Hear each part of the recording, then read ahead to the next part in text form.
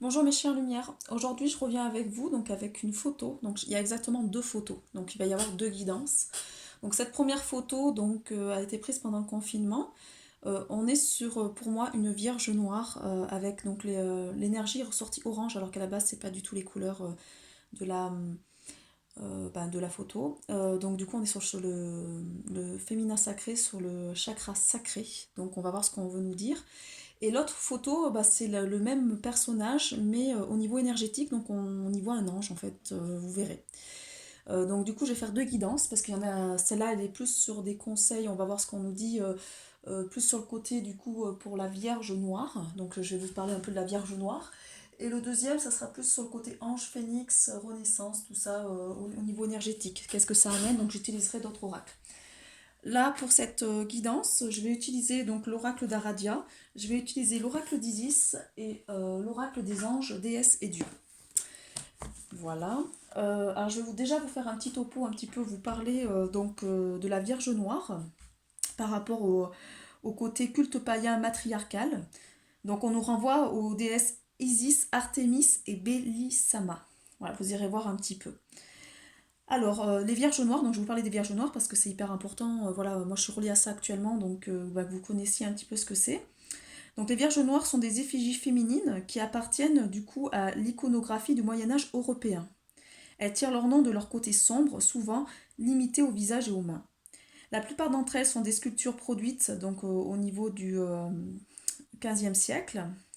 Donc, il y a de nombreuses vierges à l'enfant en fait parmi ces statues, hein. Alors, on va aller voir un peu plus qu'est-ce qu'on en dit. Donc on dit qu'il y a des attributs non chrétiens. Les peuples d'Europe ont accordé aux Vierges Noires une importance qui dépasse largement le simple respect dû à la mère du Christ. La plupart de ces Vierges Noires sont liées à des rites de fertilité. Donc on est sur le côté, comme je vous dis, le chakra sacré. De fécondité ou de sexualité. Donc on est sur la maîtrise du feu sacré, de la sexualité sacrée. Euh, c'est... Donc on parle de la célébration d'Assomption de Marie le 15 août, qui est le jour des principales célébrations de la déesse Artémis. Donc si vous êtes relié à ça, Artémis c'est la déesse voilà, de la chasse, c'est Diane. Donc on le renvoie aussi au côté lune protectrice des marins. Donc la Vierge Noire, elle protège les marins. Elle est reliée donc aussi à l'astre, à la lune ou à Vénus. La Vierge Noire est reliée à la lune ou à Vénus. Elle a une influence sur les marées. Elle est liée à la mer et elle protège les marins qu'il appelait Stella Maris, étoile de la mer. Elle est assimilée donc à l'étoile polaire ou à Vénus. C'est une porteuse de lumière. Comme la Lune, Vénus a le double aspect d'étoile du soleil et d'étoile du matin. L'étoile du matin, elle était considérée comme néfaste. Cette tradition se retrouve dans le judéo-christianisme, l'étoile du matin, associée à Lucifer. Lucifer, le porteur de lumière. Vous voyez, il y a tout ce qui se regroupe, hein. Lucifer, il n'y a pas que le côté ombre, il y a le porteur de lumière, il a la lumière en lui. Donc le secret des Vierges Noires. Si elle représente parfois Marie, la mère du Christ, ces statues sont chargées de toute autre chose en fait. Elles prennent un sens qui dépasse la symbolique chrétienne ordinaire. Mais en fait, de quel passé nous arrive-t-elle? Quel message elle nous apporte? Donc les Vierges Noires sont les anciennes prêtresses de la Lune.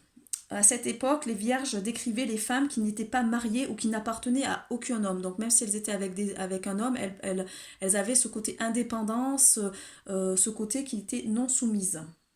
Surtout que c'était très rare à l'époque, hein. Donc il y avait très peu de ce côté vierge noire. C'était une femme qui était entière, donc qui était authentique. Elle avait la force en elle, l'habilité. Et voilà. Donc on parle par exemple des déesses Ishtar, Diana, Astarte ou Isis, qui sont appelées les Vierges Noires.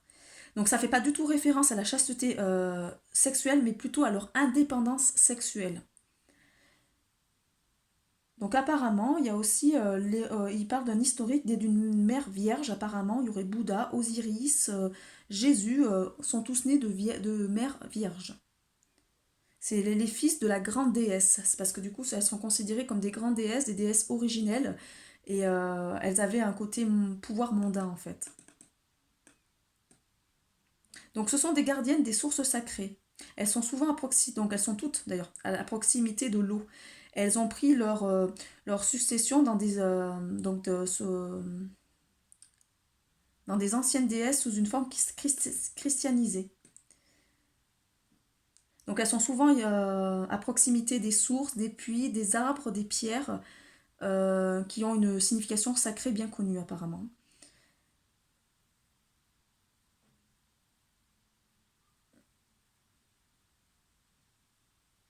Donc il parle d'Artémis, il parle...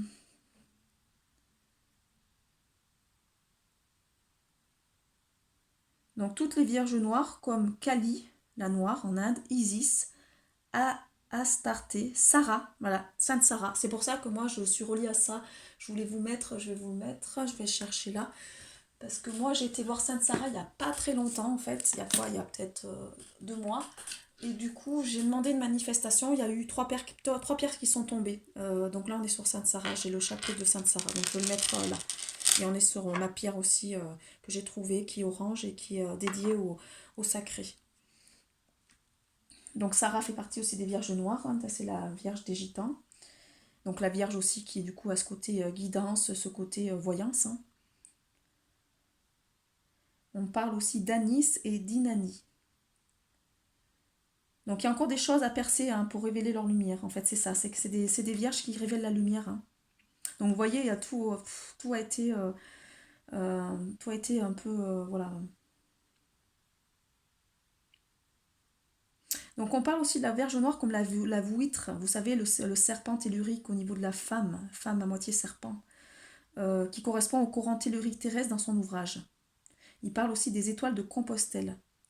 Les Vierges noires ont été vénérées comme des symboles astronomiques de ces courants d'énergie souterrains. Les lieux où on l'adorait, les Vierges noires n'étaient pas choisies au hasard. Aux yeux des Celtes, la Terre était un organisme vivant, la grande mer, d'où procédait toute vie. Comme un corps, la Terre était nourrie par tout un réseau d'artères cachées sous la surface. Le réseau terrestre était parcouru par une énergie impalpable.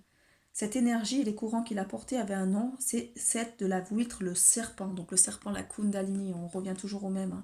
Donc avec aussi, moi j'avais fait le dessin de, comment ça s'appelle,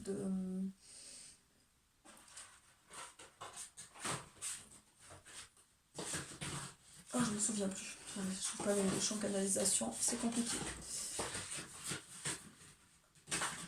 Alors attendez. Je vais commencer le tirage, hein. C'était pour juste vous parler.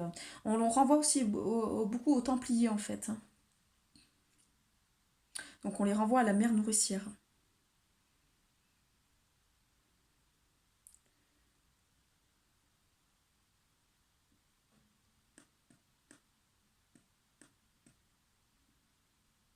Parce que les Templiers ont joué un rôle décisif à la construction des cathédrales et du coup de ces statues. Hein.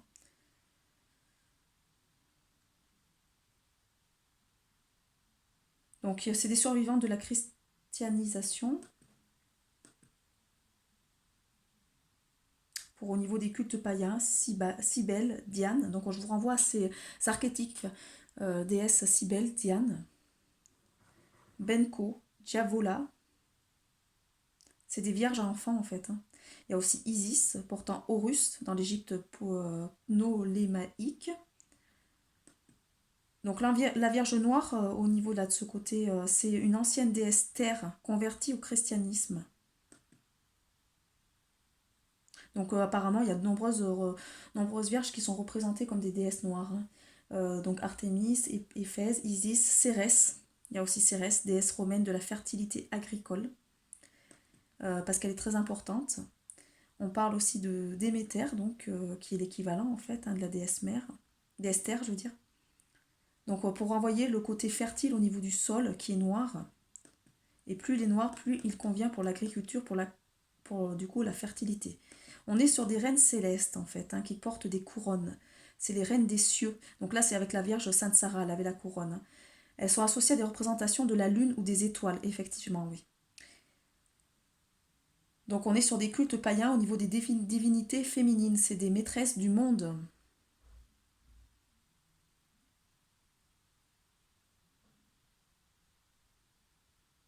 Ils disent qu'il y a beaucoup de vierges noires qui ont été remplacées par les vierges mariales, en fait, comme Marie, plus le côté repeinte en blanc.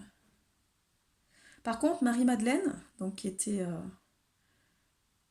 la compagne de Jésus, c'est la Vierge païenne. Donc en fait, elle était trop parfaite pour être vraie. Cette nouvelle Marie n'avait rien d'attrayant pour les fidèles empreintes de paganisme. D'où la mise en place d'une seconde Marie qui prend en charge les éléments obscurs et trop féminins des anciens cultes païens. Donc c'est Marie-Madeleine, qui représente tout ce que la mère de Dieu n'était pas, qui prendra souvent le visage des fameuses Madones noires. Les Vierges noires chrétiennes seront aussi théoriquement vouées à Marie-Madeleine, fornicatrice des Vierges, elle aussi, car non mariée.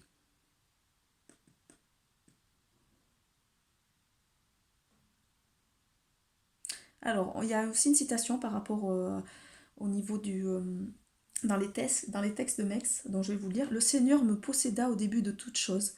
J'ai existé avant qu'il ne donne la vie aux créatures. J'ai existé de toute éternité avant même que la terre soit créée. Donc ouais, c'est qu'après, du coup, le christianisme s'est teinté d'une couleur plutôt de religion matriarcale, plutôt au principe féminin symbolisé par Marie, en fait, pour amener la douceur, la bienveillance, la passivité, pour que voilà, amener ce côté médiateur entre les hommes et tout ça. Il y a des cathédrales aussi qui sont dédiées, ou des temples qui sont dédiés païens, qui sont dédiés aux déesses, en fait, hein, noires, comme la statue de Madone. Et on renvoie aussi aux déesses druidiques, du coup, des Carmutes à la cathédrale de Chartres. Chartres, je sais pas pourquoi j'ai dit Chartres. Chartres.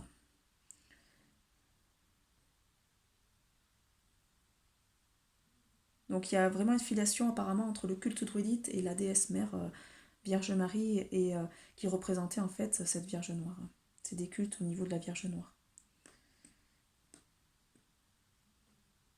Donc on parle des deux vierges de Chartres.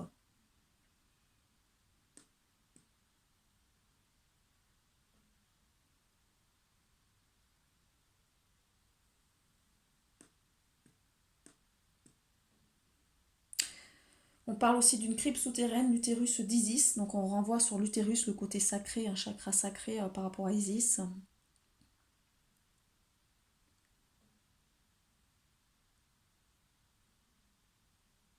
Donc c'est la Vierge qui doit enfanter. Il y a la Vierge Noire aussi, donc Isis, la Vierge Noire de Paris. Les Parisis étaient un peuple belge vivant dans l'actuelle région parisienne et en Grande-Bretagne, donc en 53 avant Jésus-Christ. Donc le nom de Paris c'était Lutétia.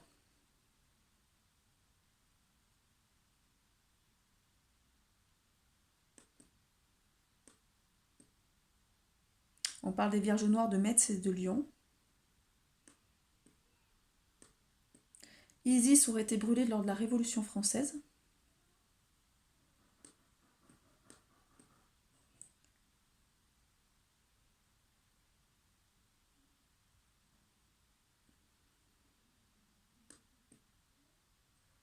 Et qu'il y a un culte matriarcal qui résiste en fait. On parle des madones noires, ouais, qui veulent retrouver leur place. Et Lourdes est une expérience païenne, matriarcale. Et bien moi j'y suis y allée il y a 2 ans. C'est énorme. J'ai fait tous les trucs. Donc Bernadette Soubirous, elle fut témoin de ces apparitions en fait, qu'elle interpréta comme étant celles de la Vierge Marie. Mais apparemment, ça serait plutôt la déesse mère de son inconscient dans son conscient. Donc on est sur une expérience païenne qu'elle n'aurait pas su identifier. Parce qu'on est sur une grotte et une source, symbole de la déesse mère. Donc symbole de la terre-mère. Donc la source est l'élément vital de fécondité qui connecte avec la déesse mère dans son aspect jeune, tandis que la grotte est un symbole de la matrice universelle, la déesse dans son aspect plus mûr, celui de la mère. Voilà, c'est très intéressant. Je suis tombée sur un article, voilà, très intéressant. Donc je vais utiliser, je vous ai dit, les 3 oracles. On va voir ce qui tombe, hein, ce qu'on veut nous dire dans cette guidance. Voilà. Qu'est-ce qu'on veut nous dire? À quoi on nous relie? Donc avec l'oracle d'Aradia, hein, qui est aussi donc elle a la lune, hein, je pense que c'est aussi une Vierge noire parce que c'est la fille de Diane, hein, donc on est Artémis, vous voyez, il n'y a pas de hasard. Donc j'ai l'oracle, c'est parfait, ça y est. La chance, on nous envoie le côté chance. On va aller voir, je vais voir la fortune. Donc ça nous relie à l'abondance en fait. Hein. Là on vous envoie la carte de l'abondance par rapport à cette Vierge noire sacrée. Donc on voit vraiment, je ne sais pas si vous voyez la photo, mais il y a un visage hein, qui ressort, alors que la base, sur la photo, voilà, la vraie, il n'y a pas de visage comme ça, ça a été fait avec la synergie. Je vais aller vous lire hein, les cartes. On va les regarder. Alors, la chance. Pourquoi on vous relie à la chance? Qu'est-ce que vous vous dire Aradia par rapport à la chance?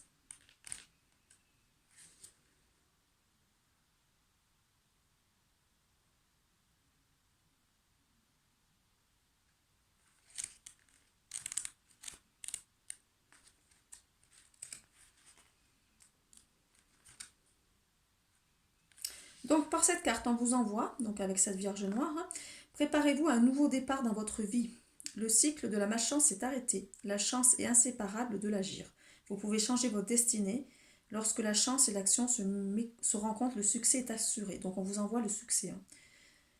Souhaite-moi une pièce d'or, Madame Fortune, de grâce honorez-moi. Je prie pour que la chance vienne à moi, le favori de la chance je serai. Oh, qu'il est difficile de courtiser la chance qui sourit, la plus douce et la plus complexe qu'il soit, que nous pouvons la prévoir à l'avance, à sa venue nous ne croyons pas.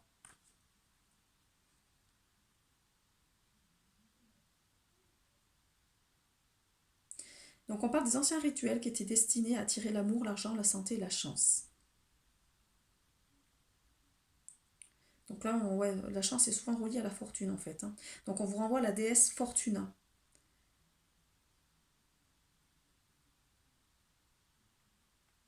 Donc on vous envoie du coup par cette carte plus d'opportunités, des réussites au niveau du travail, des gains de jeu, de prospérité.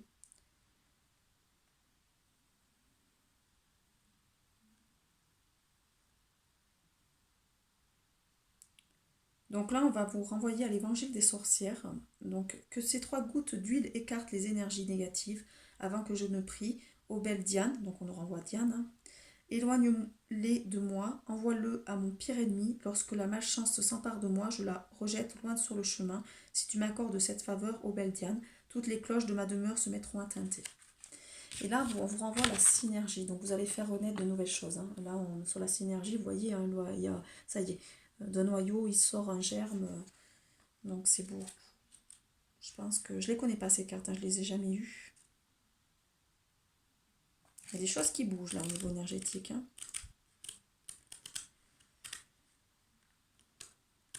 Alors, donc là on vous dit par cette carte que tout ne peut pas se réaliser par vous-même, qu'il y a besoin de la présence des autres, donc c'est nécessaire. Donc là on vous envoie par cette carte un partenariat. Donc il faut vous appuyer sur les personnes dont vous avez confiance, parce que du coup ça va créer quelque chose de très beau. Ça va vous amener aussi une certaine puissance et un côté joie qui va revenir dans votre vie. Par contre, on vous demande de faire du tri. Il y a aussi certaines personnes qui peuvent être nuisibles pour vous, donc d'éviter leur compagnie. Supérieure à celle de chacune, supérieure à la mienne et notre magie, puissance au-delà de nos corps. Donne une partie de toi-même, ajoute-y une partie de moi-même. Nous n'avons pas que doublé, mais plus que triplé notre pouvoir. Donc là, on nous envoie par cette carte que Aradia n'est pas prête à renoncer à sa liberté et à son pouvoir. Donc là, c'est rigolo parce que cet ange incarne, quoi. Ouais, oui, dans l'autre carte, vous verrez, c'est un peu aussi une ange du phénix, de la renaissance, mais ça ressemble aussi, quoi. Il y a un côté liberté qui ressort. Donc là, on vous envoie l'interaction, la coopération de 2 individus qui, ensemble, vont produire des effets, en fait, supérieurs qu'ils n'auraient eu séparément, en fait. Hein. Surtout au niveau du domaine de la magie. Il crée de l'âme qui agit. Donc à 2 âmes, ça agit encore plus.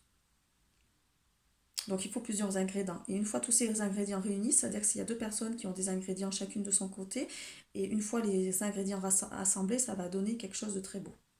Donc on vous parle de ça, de l'association, hein, d'une association entre 2 personnes. Et le résultat sera même bien supérieur à celui que chacun aurait mené séparément en fait, hein. C'est ça qui est envoyé dans cette carte-là.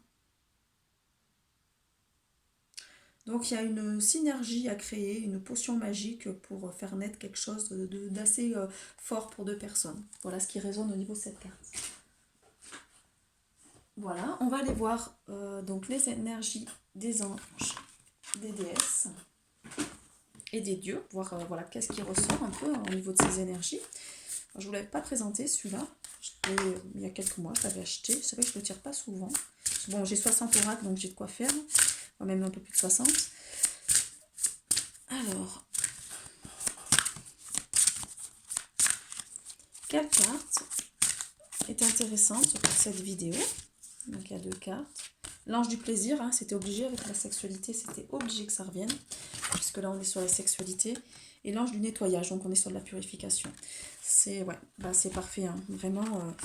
Donc avec l'ange du plaisir, on vous dit de prendre du plaisir dans tout ce que vous faites. Donc dans vos créations, de prendre du plaisir aussi peut-être au niveau de l'acte sexuel aussi, moi c'est ce qu'on me dit.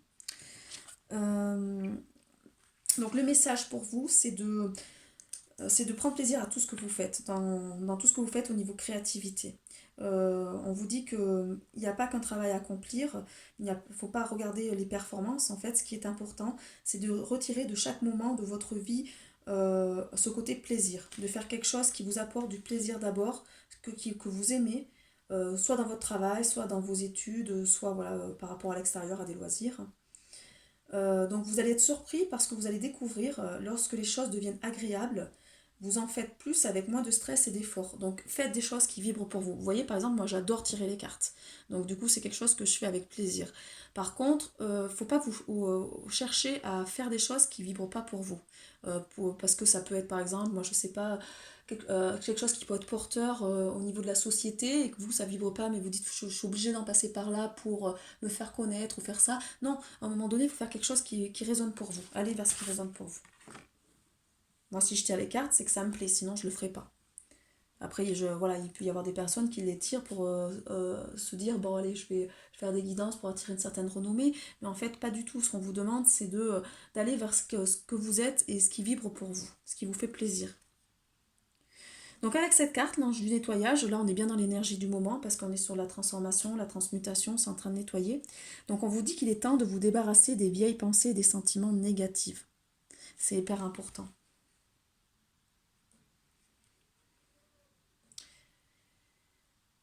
Donc on vous dit qu'il y a des sentiments qui ont fait leur apparition depuis peu à propos de vos erreurs passées, de vos regrets.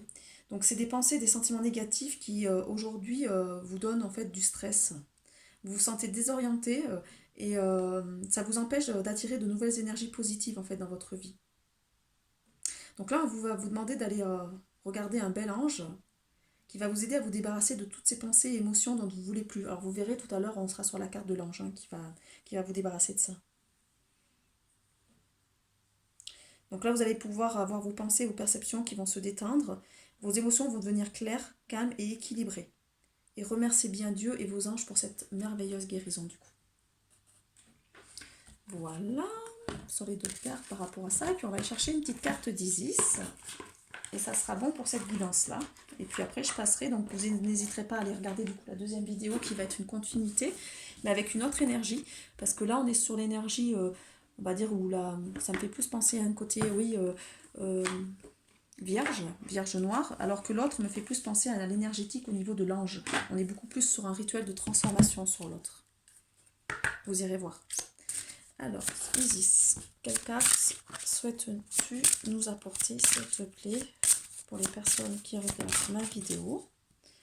Les 7 scorpions. Ah, je ne la connais pas non plus. Hein. Là, on est sur les pouvoirs magiques. Ah, ça y est, on est en train de vous amener de nouveaux pouvoirs. Il y a de nouveaux pouvoirs qui rentrent en vous. C'est top, ça, dis donc.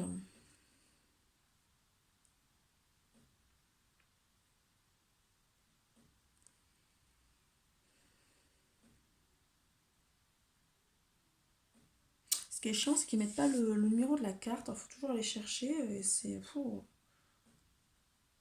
Donc ça s'appelle, hein, c'est les 7 scorpions. Ah oui, d'accord, ça s'appelle les 7. Ah oui, du coup, j'étais sur les pouvoirs magiques, moi. Non, non, c'est les 7 scorpions, d'accord.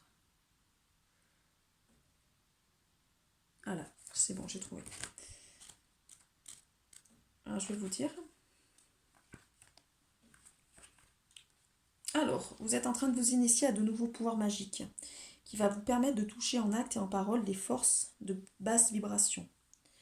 Donc c'est un puissant don avec compassion que vous devez utiliser en fait avec compassion et discernement, sans porter de jugement.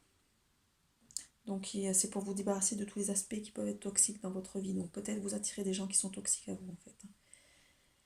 Donc là, Isis, elle est en train de vous apprendre à utiliser vos actes et vos paroles pour dominer les énergies du bas étage. Donc mettez-y de la compassion, du respect et de l'amour. Faites attention à vos paroles. Et voilà, allez avec des mots d'amour en fait qui sont source de guérison. Là, on vous renvoie qu'au fait que Isis a réussi à annihiler le pouvoir vénéneux de 7 scorpions par la force de son intention dans son désir de sauver la vie d'un jeune garçon. Cette histoire recèle le mystère de sa magie, celle qui s'éveille à vous. Donc là, ce qu'on dit, c'est qu'Isis, oui, elle est en capacité, du coup, elle vous envoie ses énergies pour vous aider à amener, oui, à amener la guérison aussi pour d'autres personnes. Hein. Alors là, on vous envoie par cette carte que du coup, vous pouvez attirer en ce moment de la jalousie, de la peur, de la culpabilité. Vous avez peur d'être condamné, d'avoir de la honte, donc il peut y avoir des émotions de colère aussi. Il y a une émotion d'abandon, de rejet qui ressort, hein, donc par cette carte-là, c'est ce qu'on vous dit. Donc là, les blessures qui résonnent, c'est la blessure d'abandon et de rejet. Hein.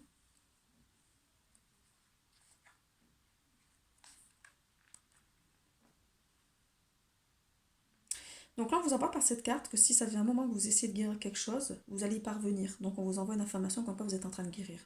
Que votre sagesse grandit, que vous savez tirer les leçons de vos expériences. Donc on vous dit de continuer. Donc de faire confiance au divin. Que la tranquillité d'esprit est là, la libération aussi. Vous allez être plus fort. Vous allez procéder à une véritable guérison et comprendre ce qui se passe dans votre vie pour pouvoir en parler et après le transmettre sans tabou. Donc on vous envoie par cette carte de dire ce que vous avez ouvertement dans le cœur. Alors, l'amour que j'ai en moi est plus fort que la douleur. L'amour d'Isis me guérit en absorbant le poison que j'ai en moi pour me donner en retour de l'amour inconditionnel. Donc vous avez reçu certainement ces jours-ci des leçons qui vous aident en fait à prendre de la hauteur.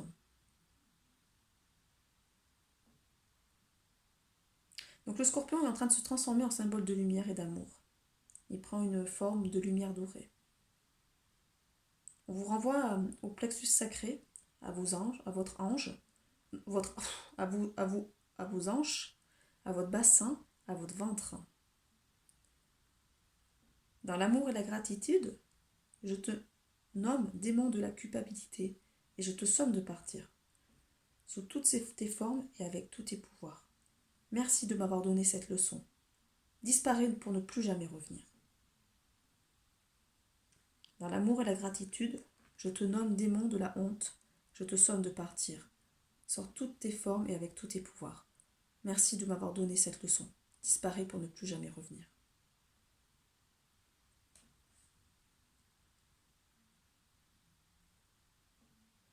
Ah, en fait, il faut imaginer les 7 scorpions à l'endroit des 7 chakras. Et à chaque chakra, vous allez demander, en partant du bas jusqu'en haut. Donc vous allez dire cette phrase. Dans l'amour et la gratitude, je te nomme démon. Alors, il y en a différents. Ah oui, d'accord. Donc, il y a le démon il y a le démon de la culpabilité. Il y a le démon de la honte. Il y a le démon du chagrin.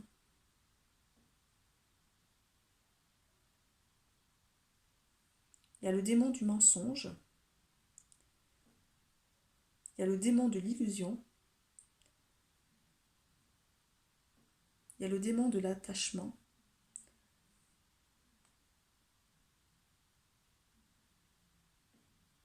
Et tous ces scorpions doivent se transformer en symbole de lumière et d'amour, en fait. Hein. Donc le rituel est assez long quand même. Hein. Il faut imaginer, on va le faire. Hein. Je vais le faire parce que du coup c'est hyper important. Alors vous mettrez sur pause. Hein. Donc au niveau de votre plexus sacré, imaginez votre plexus sacré, mettez-vous dans votre plexus sacré. Dans l'amour et la gratitude, donc vous imaginez un scorpion dedans. Hein. Dans l'amour et la gratitude, je te nomme démon de la culpabilité. Je te somme de partir sous toutes tes formes avec tous tes pouvoirs.